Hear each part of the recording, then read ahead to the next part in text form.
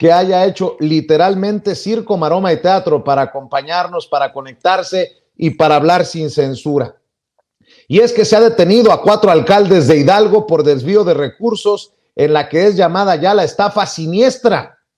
Así lo anunció el propio Santiago Nieto, extitular de la Unidad de Inteligencia Financiera y hoy encargado de la Oficina de Procuración de Justicia en el estado de Hidalgo, el encargado de despacho en la Procuraduría General de Justicia del estado de Hidalgo informó que los implicados habrían utilizado empresas fantasma para desviar recursos.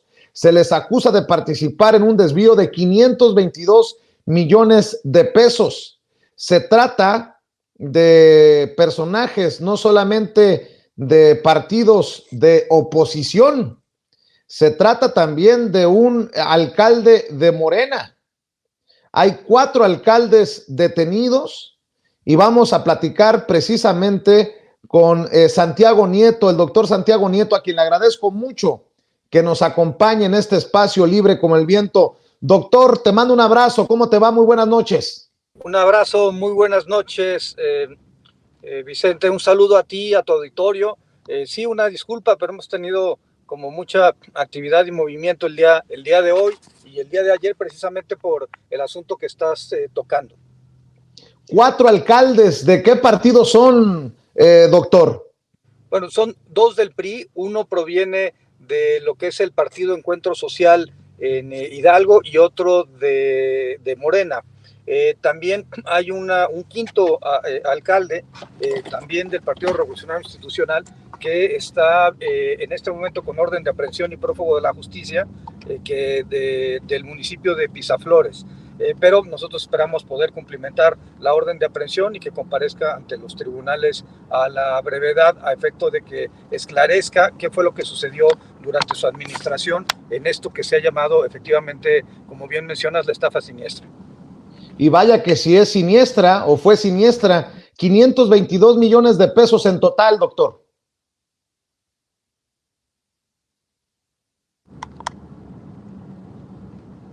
Doctor, vaya que si es siniestra, se habla de 522 millones de pesos involucrados.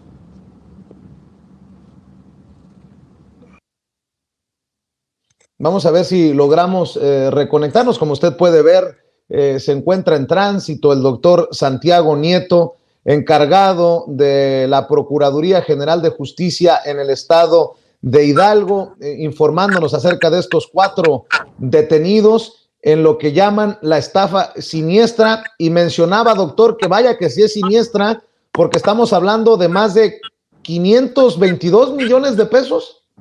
Para efecto de los 13 ayuntamientos, que es la primera parte de la investigación, como ayer lo mencionó tanto el gobernador Julio Menchaca como yo en lo particular, esta es la primera fase de la estafa siniestra. Es decir, hay una actividad siniestra en la administración pública basada en el estado de Hidalgo y la idea es empezar a resolver este tipo de asuntos. Fueron 13 municipios, todos con el mismo modus operandi, si bien hay algunas variaciones, en donde los presidentes municipales solicitaban a la Secretaría de Finanzas del Estado que les aprobaran ciertos recursos para rehabilitación de caminos, para temas vinculados con la compra de insumos para combatir el COVID-19 o temas relacionados incluso con el arrendamiento de maquinaria.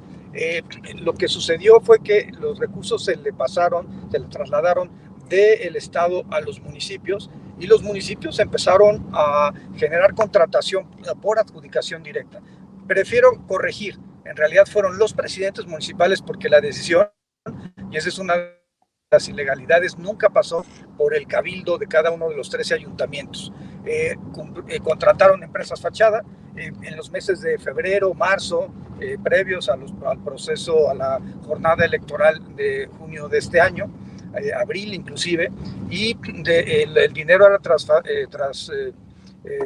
transferido a empresas con la característica de fachada. Eran empresas que tenían su sede en Oaxaca, pero cuando fuimos a hacer con una filial en Hidalgo, pero cuando fuimos a las oficinas filiales se encontraban o abandonadas o simple y sencillamente eran casas habitación o departamentos que no tenían nada que ver con una sociedad mercantil.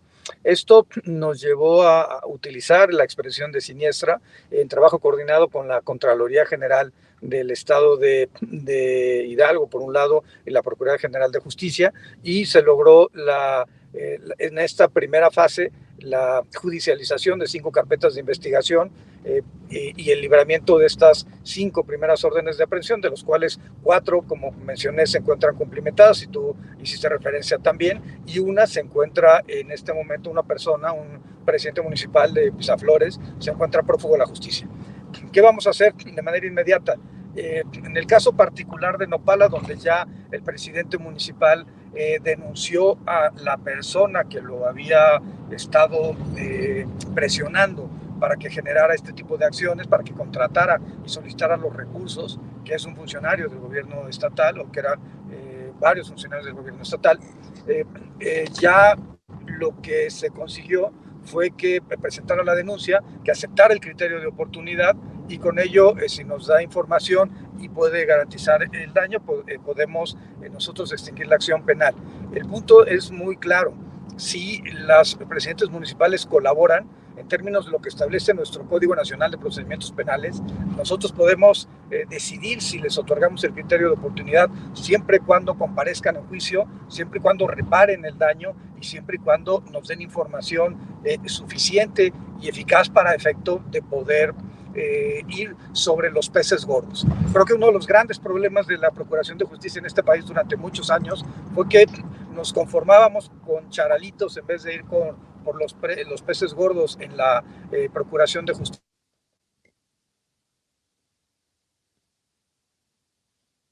Vamos a buscar nuevamente la conexión con Santiago Nieto, el doctor Santiago Nieto, encargado de la Oficina de Procuración de Justicia en el estado de Hidalgo, el procurador en funciones, pues, en Hidalgo, Santiago Nieto, ex titular de la Unidad de Inteligencia Financiera del Gobierno Federal. Y esto que está diciendo es muy importante, porque hacia allá van mis preguntas, hacia allá va la conversación: si estos son charalitos o son peces gordos, y si estos no son los peces gordos, ¿hacia dónde apunta el dedo acusador? Vamos a ver si ya logramos conectarnos nuevamente con Santiago Nieto. Doctor, hablabas de no enfocarse en charalitos, sino ir por los peces gordos. Yo te pregunto, ¿estos alcaldes, estos presidentes municipales son los peces gordos, o hacia dónde va la investigación? Si nos puedes compartir.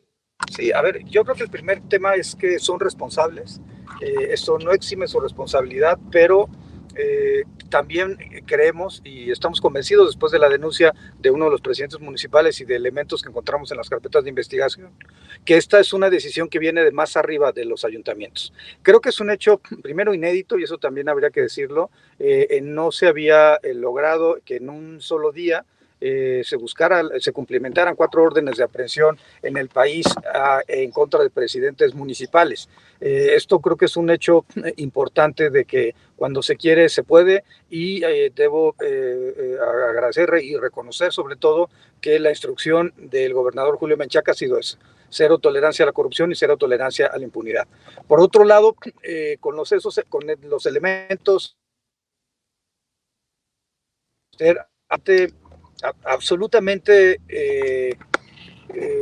claros en la necesidad de ir gestando un modelo que permita ir sobre los autores intelectuales, porque lo que queda muy claro es que el dinero salió por empresas fachada, pero fueron básicamente las mismas empresas que encontramos en los ayuntamientos. Es decir, los ayuntamientos iban utilizando a las mismas empresas para poder que en estos contratos por adjudicación directa, sin autorización del Congreso, sin planes, proyectos específicos de ejercicio del gasto, sin bitácoras correctas, sin pruebas documentales, repitiendo fotografías inclusive para tratar de justificar el trabajo que no se realizó.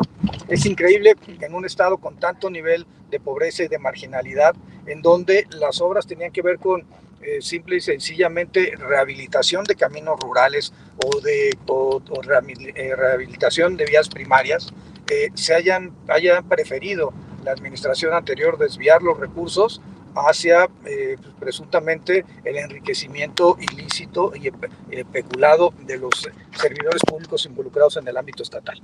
Lo que hace este presidente municipal, que ya aceptó colaborar, y lo que hace los demás, varios elementos que se encuentran en las carpetas de investigación, nos hacen presumir y nos hacen llevar la investigación hacia funcionarios del gobierno del estado y a empezar a gestar un modelo que permita repararle el daño a la ciudadanía en Hidalgo. El gobernador ha sido muy claro respecto a ello. Él incluso ha presentado una iniciativa para crear, como lo hizo en su momento el presidente Andrés Manuel López Obrador a nivel federal, tener un instituto hidalguense para devolver al pueblo lo robado, y ya ha logrado pues, una recuperación ya importante de recursos de esta estafa siniestra. Estamos hablando de la misma metodología de Operación Zafiro, la misma metodología de la estafa maestra, la misma metodología de la viuda negra. Entonces pareciera que estos grandes escándalos de corrupción a nivel nacional tuvieron sus secuencias en los ámbitos locales, y creo que esto es algo que no se puede tolerar. Vamos a continuar con la investigación de los 8 municipios restantes, de 3 secretarías de Estado del gobierno anterior en donde encontramos esta misma mecánica, y bueno, también estamos ciertos de que tendremos que continuar dando vista a las instancias correspondientes y judicializando las carpetas de investigación hasta donde tope, hasta las últimas consecuencias. Doctor, ¿de qué tiempo estamos hablando? Por cierto, hay que reconocer el compromiso con la cero impunidad, con el combate a la corrupción de Julio Menchaca, el gobernador de Hidalgo, el morenista Julio Menchaca, a través de los esfuerzos que realizas tú, doctor, allá en Hidalgo, porque estamos hablando de 2 presidentes municipales del PRI, uno de Encuentro Social y uno de Morena.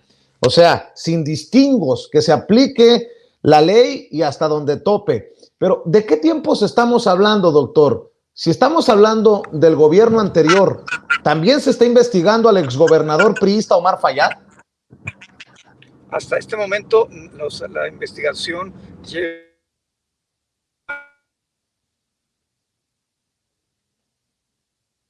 Bueno, desafortunadamente hemos perdido la comunicación en este momento que creo que es relevante de la conversación con Santiago Nieto, el doctor Santiago Nieto.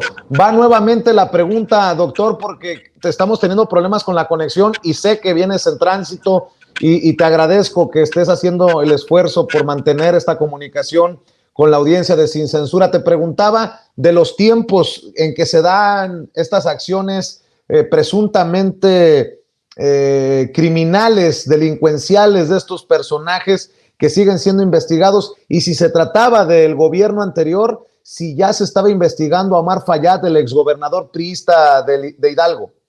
Sí, en el caso particular de la estafa siniestra, los 13 ayuntamientos, las operaciones se dan entre febrero y abril. Sin embargo, no es lo único, tenemos además 2 secretarías de Estado y una tercera involucrada, en donde las operaciones ilícitas pueden ir por más de 1.400 millones de pesos. Me refiero a lo mismo, un esquema de empresas fachada contratadas por adjudicación directa, no solamente en los 13 municipios a nivel municipal, en el caso de las secretarías de Estado a nivel estatal, y que en su conjunto ya estarían representando pues 2.000 millones de pesos. Quiero sobre esto, tema en particular, decir que los 4 casos que fueron en este momento cumplimentadas las órdenes de aprehensión, estamos hablando de 172 millones de pesos, no son cantidades menores, y se trata del análisis solamente del año 2022. Creemos que si se hace una revisión en 2021, en años anteriores, podemos encontrar procesos similares de estos recursos extraordinarios que ni siquiera pasaban por conocimiento del Cabildo y llegaban directamente a las manos de los presidentes municipales. Creo que el esquema del proceso penal acusatorio tiene que ser convertir a los fiscalías y a las procuradurías en verdaderas academias de canto. ¿Y a qué me refiero con academias de canto? A que si vamos encontrando a alguien del eslabón que ha cometido una conducta delictiva, tenemos que ir siguiendo la investigación hacia arriba para poder encontrar a los autores intelectuales. ¿Qué pasó muchas veces en el ámbito de la Procuración de Justicia en México? Que se quedaba el modelo de Procuración de Justicia en personas bajas de la estructura delictiva, porque finalmente era una de las consecuencias de tener un sistema como el inquisitivo. Ahora el sistema procesal acusatorio permite criterios de oportunidad, permite a los imputados dar información y obtener beneficios procesales, y pues la posición del gobernador Menchaca y en lo particular es que a pesar de que no hayamos todavía transitado en Hidalgo, no se haya transitado en Hidalgo a una Fiscalía General de Justicia y se mantenga el modelo de Procuraduría, debe estar actuando en los canales y en los términos que el sistema procesal acusatorio permite. Quiero decirte también que a pesar de que este caso ha sido paradigmático, hay una posición, finalmente mañana es 25 de noviembre, hay una posición de la Procuraduría del Estado, del Gobierno del Estado, para efecto de cumplimentar órdenes de aprehensión. Desde que empezó la administración hace 2 meses llevamos 340 órdenes de aprehensión cumplimentadas, y el 36% de estas han estado relacionadas con delitos de naturaleza sexual, delitos que afectan pues, de manera directa o desproporcionada a las mujeres. Y bueno, pues es un compromiso también que es importante recordar en las vísperas del 25 de noviembre.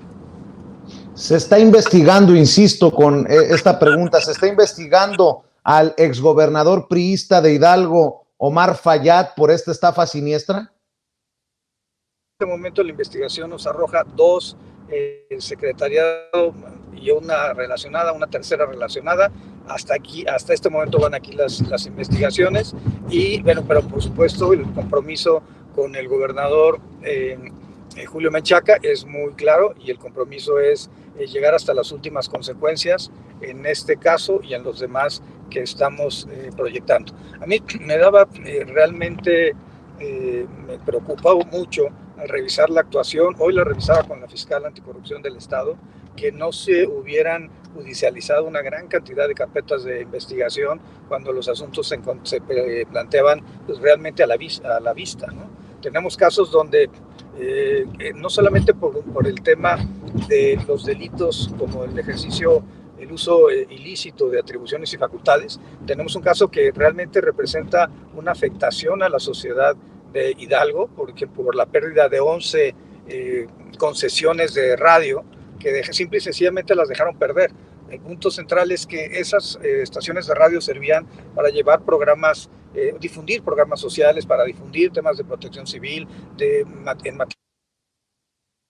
materia de educación, y simple y sencillamente las dejaron perder, en perjuicio evidentemente de las zonas más pobres del estado, y en perjuicio pues, de las personas que forman parte de estas comunidades, sobre todo comunidades rurales que no tenían otra forma de comunicación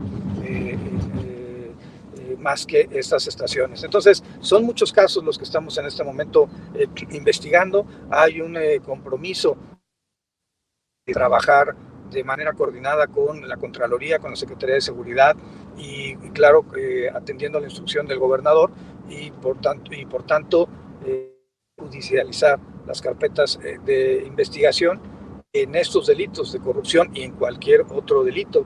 Tenemos narcomenudeo, hay tema de trata de personas, por supuesto los delitos de naturaleza sexual a los que ya me referí, y creo que son delitos que es importante disminuir en el estado de Hidalgo, pues en general en el país. Entonces, la postura va a ser, vamos a seguir la investigación hasta las últimas consecuencias. Corrígeme, doctor, si estoy equivocado, pero los detenidos son los alcaldes Fidel Arce Santander de Epazoyucan, Felipe Juárez Ramírez de Huautla, Elías San Juan Sánchez de Yagualica y Luis Enrique Cadena de Nopala. Si he pronunciado bien los nombres de allá de Hidalgo, quienes presuntamente desviaron recursos públicos destinados a la atención de la crisis sanitaria del COVID-19 y a obra pública de diversa naturaleza. Básicamente lo de la estafa siniestra es porque también en la famosa estafa maestra a nivel federal en tiempos de Peña Nieto, se contrataban empresas fantasma, no se realizaban las obras o no se realizaban los trabajos que se pagaban, y básicamente ese es el modus operandi. Déjame preguntarte, doctor, ¿cuántos arrestos más podemos esperar? Y si acaso están involucrados ciudades, poblados de gran envergadura en el estado, como la capital u otros lugares. ¿Qué nos puedes decir al respecto, doctor? Lo que puedo plantear es que tenemos 13 municipios en este momento identificados. Mencioné ya que tenemos 4 órdenes de aprehensión cumplidas, una quinta en el municipio de Pisaflores, que me faltó explicar esta parte. Hemos solicitado al Tribunal Superior de Justicia que se haga una declaratoria de que el presidente municipal se encuentra prófugo de la justicia en razón de que existe una orden de aprehensión y no se le ha podido localizar desde entonces. Seguramente estará promoviendo un juicio de amparo, pero la Constitución es muy clara en el artículo 38, fracción quinta, que señala que cuando una persona es prófugo de la justicia con el libramiento de una orden de aprehensión, pierde sus derechos políticos, y la pérdida de los derechos políticos implicaría que no puede continuar en el cargo de presidente municipal, y en todo caso tendría que venir la figura de presidente municipal sustituto que prevé la legislación en el estado de Hidalgo.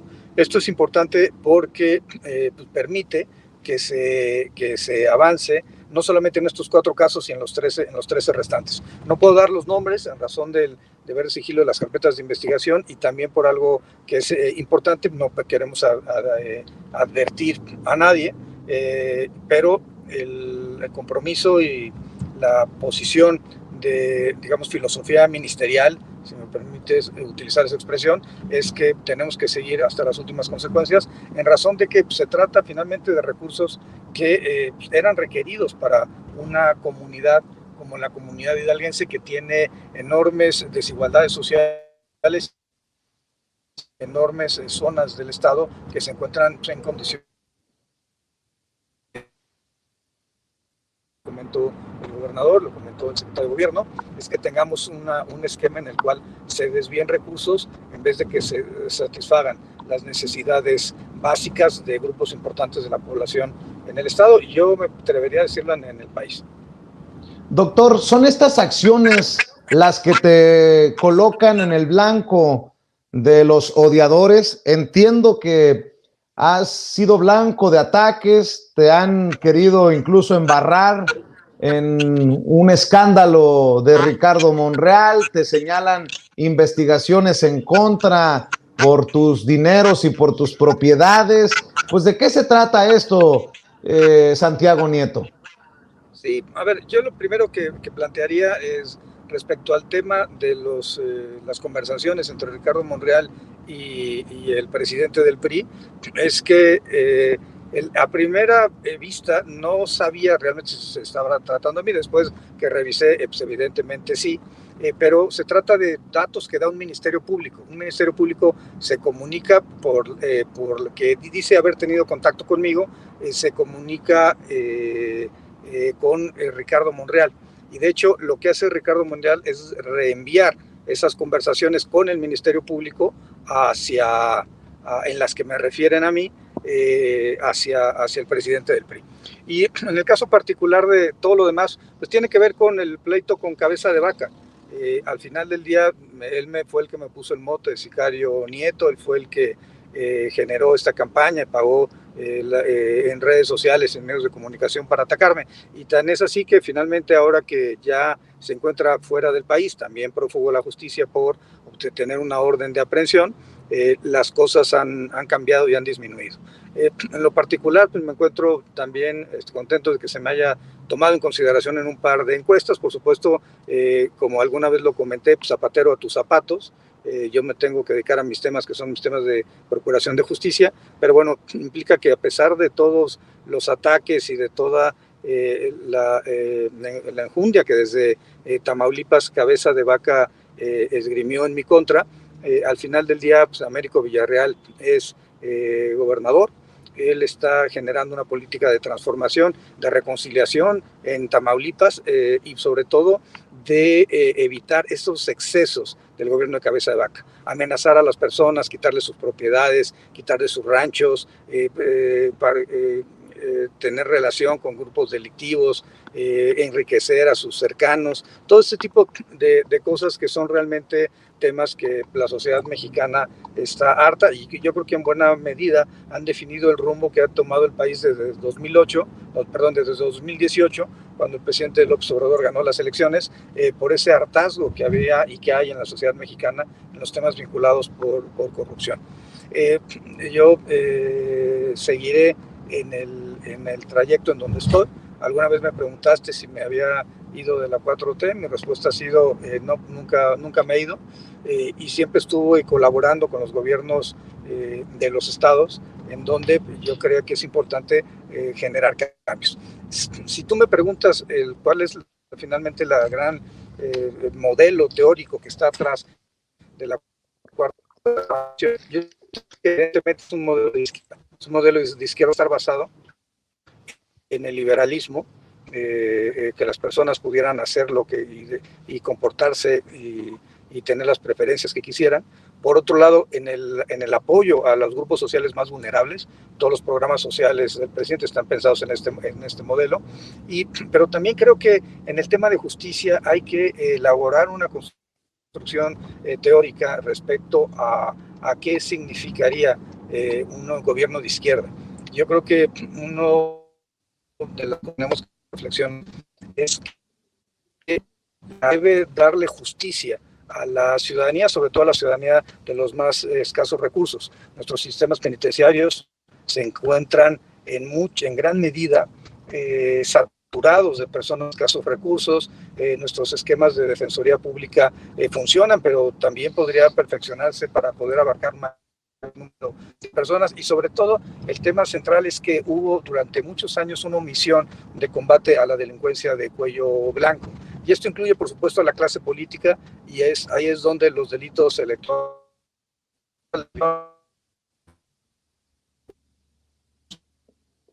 Vamos a ver si se mejora la comunicación con Santiago Nieto para ir cerrando esta conversación que nos ha concedido el extitular de la Unidad de Inteligencia Financiera y encargado del despacho de Procuración de Justicia en el estado de Hidalgo.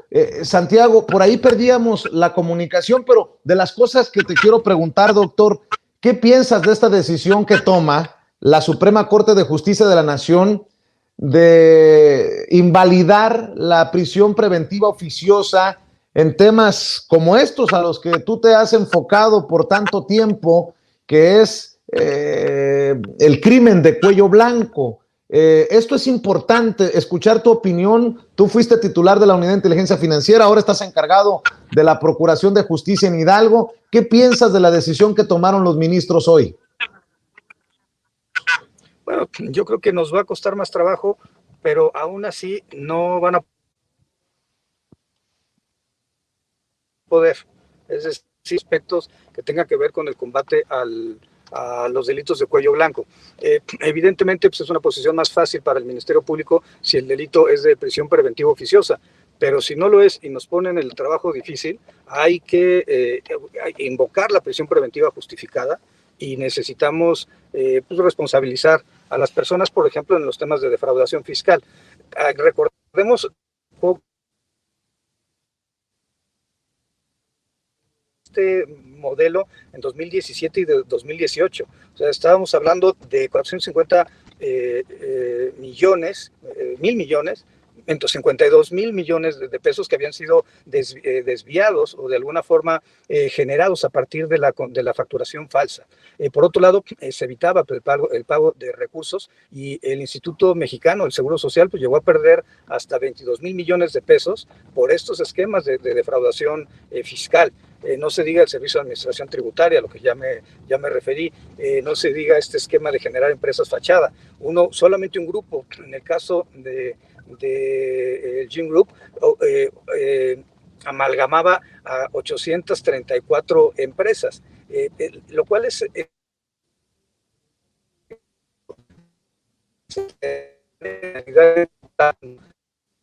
es incompatible con un Estado democrático. Yo por eso siempre impulsé tener una posición dura respecto a los factureros, respecto al lavado de dinero, porque al final del día era lo que establece la ley. Si hoy en día las circunstancias cambian, la Suprema Corte finalmente es la última voz en términos jurídicos. Lo que tenemos que hacer como ministerios públicos es reforzar nuestra argumentación, solicitar prisión preventiva oficiosa, y si encontramos una persona que tiene 834 empresas y que juega entre ellas y triangula entre ellas, en español es lavado de dinero. Si encontramos un caso como un exgobernador, como cabeza que a partir de la venta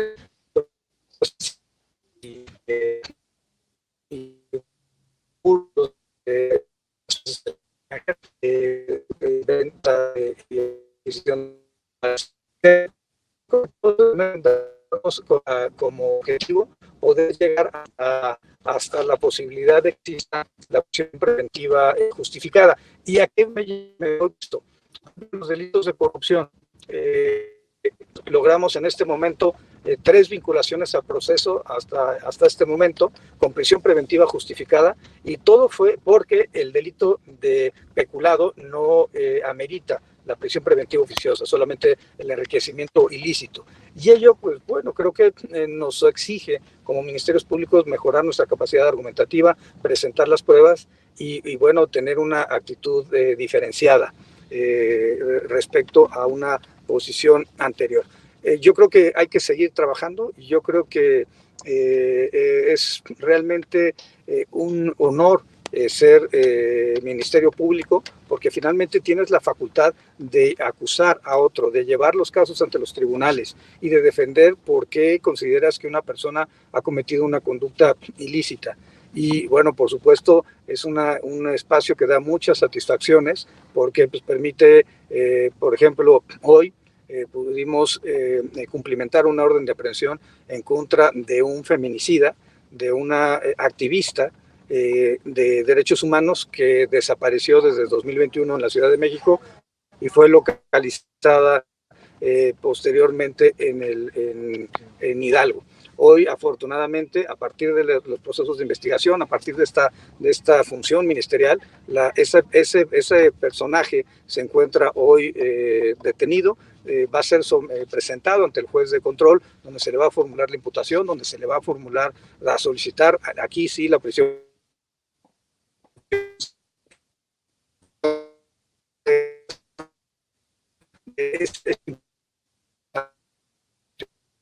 a favor de la sociedad. Doctor Santiago Nieto, dices zapatero a tu zapato. En algún momento te decía, ¿vas a regresar, Santiago, a la Cuarta Transformación? Y me decías, nunca me fui, nunca me he ido. Entonces déjame preguntarte, ¿vas a marchar con el presidente Andrés Manuel López Obrador, doctor, el domingo?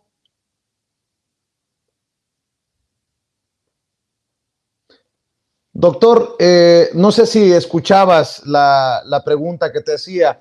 Tú dices que zapatero a tu zapato, pero es inevitable que Santiago Nieto también opine sobre temas políticos. Yo en algún momento te preguntaba si ibas a regresar a la Cuarta Transformación y me decías que nunca te fuiste de la 4T. Yo te pregunto, ¿vas a salir a marchar con el presidente Andrés Manuel López Obrador el domingo, doctor Santiago Nieto?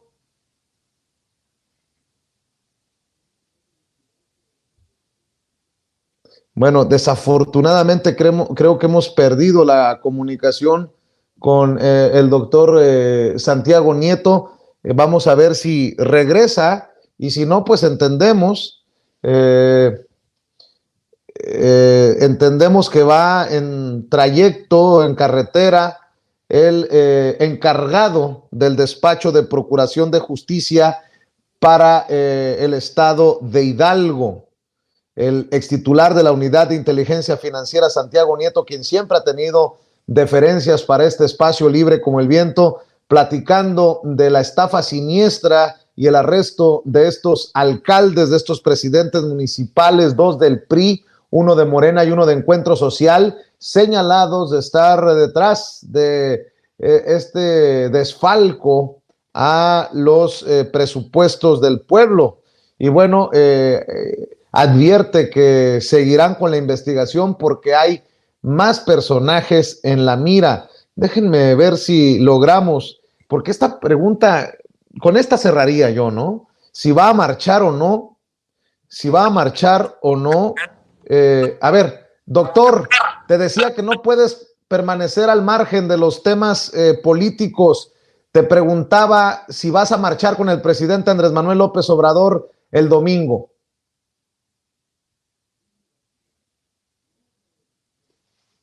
Se salió nuevamente del sistema, me dicen los compañeros de producción. Está intentando, eso que no nos quede la menor duda, está intentando restablecer la comunicación con nosotros, la conexión con este espacio libre como el viento. Y yo le agradezco también al doctor Santiago Nieto que tenga esa cordialidad para hablar de todo lo que nosotros le preguntemos sin limitaciones. Y bueno, pues estamos esperando que se conecte nuevamente. Esperemos que así sea.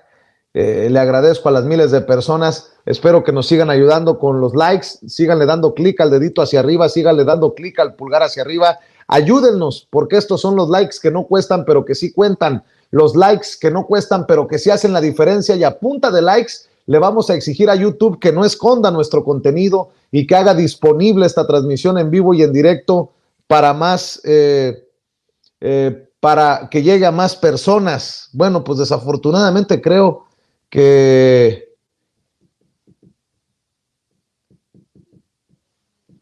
no ha logrado conectarse el doctor Santiago Nieto. Ustedes me dicen, compañeros, si nos seguimos o nos esperamos.